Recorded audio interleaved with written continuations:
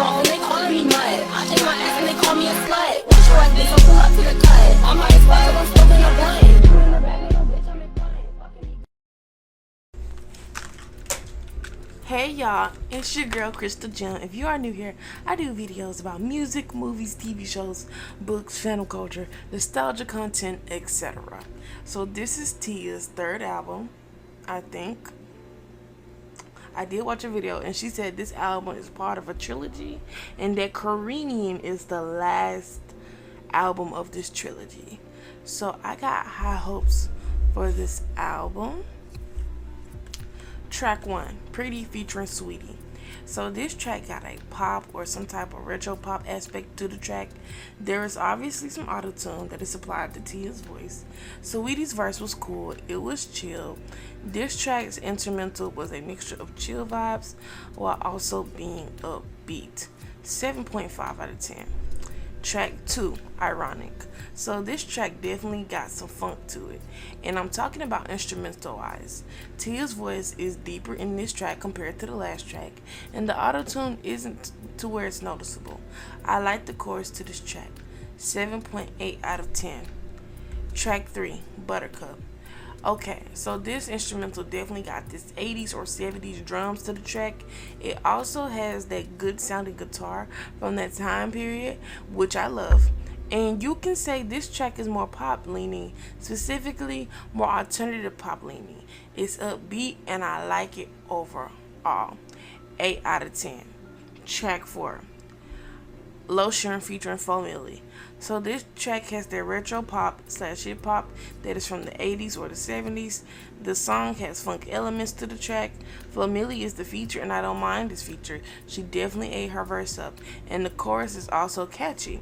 This song reminds me of one of her other songs that she has that sounds similar to this track.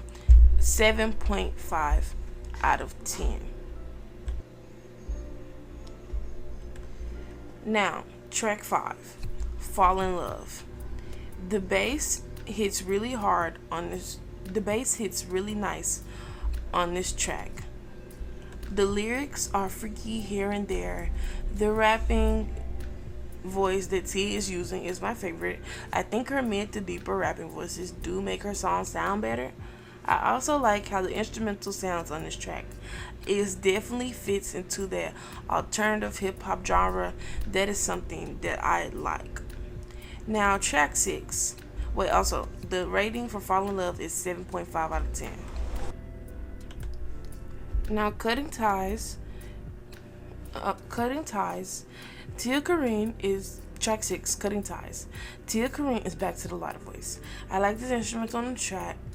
I will also describe this instrumental as an alternative hip hop type of track. 7.8 out of 10. Track 7, High Demand featuring Smino. I really like this instrumental, and for some reason I feel like she sampled something. I love how the beat is a beat and how the chorus is catchy. Smino is the feature and he does a really good job with his verse. He was carrying a tune. Also the instrumental gives a little bit of funk with also a little bit of Spanish influences or Latin influences. I really liked his verse. I like Smino's verse on this track, and I do think he might have been my favorite. Feature on this album. Okay, now track 8, What's Happening featuring Wiz Khalifa.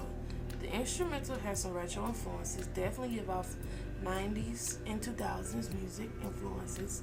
It's probably because she sampled something.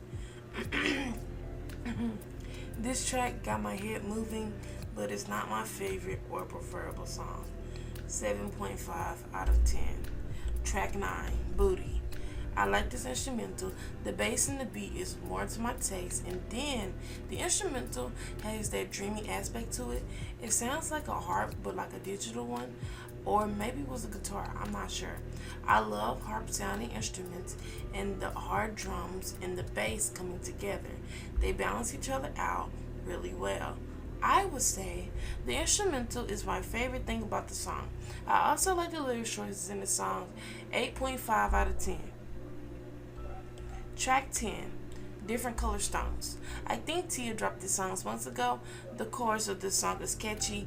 It is a song that you listen to twice in order to get the feel of it. Now, this is my first time listening to it fully, but I did hear some snippets that I heard online from Tia Corinian's Instagram. Different Color Stones get an 8 out of 10. Now, track 11, La La La La. Based on how the instrumental is sounding, a huge Spanish influence or Latin influence, I wouldn't say this song would be hip hop. It's more Spanish mixed with house or electronic. And this is a very different sound for Tia Corinian.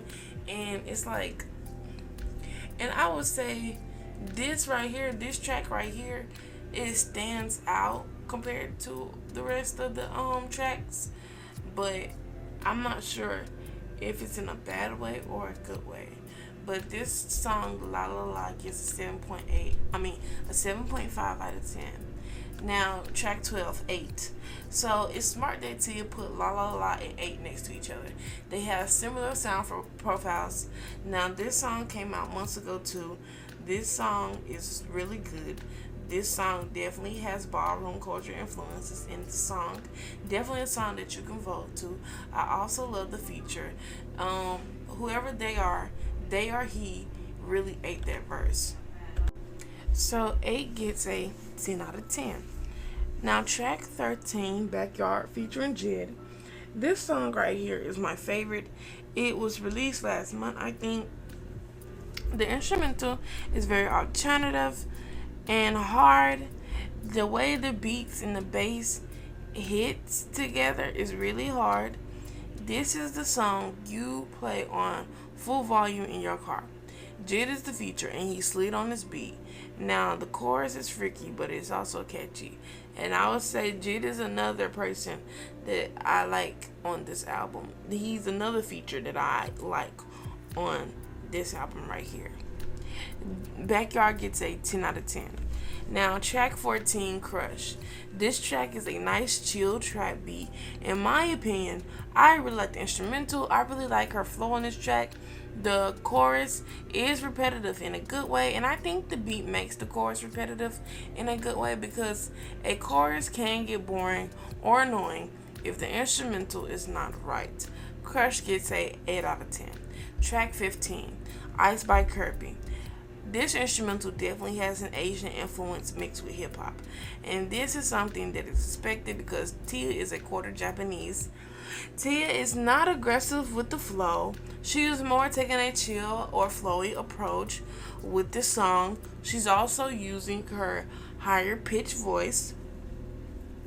And this song is definitely like an Asian chill trap beat of some sorts. Ice by Kirby gets a 9 out of 10. Now track 16, Damn Right. Now the flow is aggressive and the flow is fitting for the instrumental. The beat on the track is very much upbeat and aggressive. And there is another component on this track that is chill in a sense. But Tia's flows and the instrumental goes really well together. The feature is Poya and he slid on this track. It was a nice feature. Damn Right gets an 8.5 out of 10. Now the last track, track 17, is called Impossible Girl. Now this track sounds like it was sampled. The instrumental is chill and poppy a bit. I think this track makes a lot of sense for it to be the last song. I always say you need a song to close out your album, especially a chill closure track. Impossible Girls get a 7.5 out of 10. So let's do our calculations on this album. The score is an 81.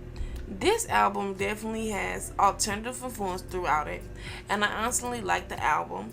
There are songs that I'm not in favor of, but her music just takes some listening to. My top songs are Backyard, 8, Ice by Kirby, Crush, Booty, Buttercup, and Damn Right. Now, I would say some songs that I'm not feeling would be What's Happening, featuring Wiz Khalifa. I'm just not a fan of that one.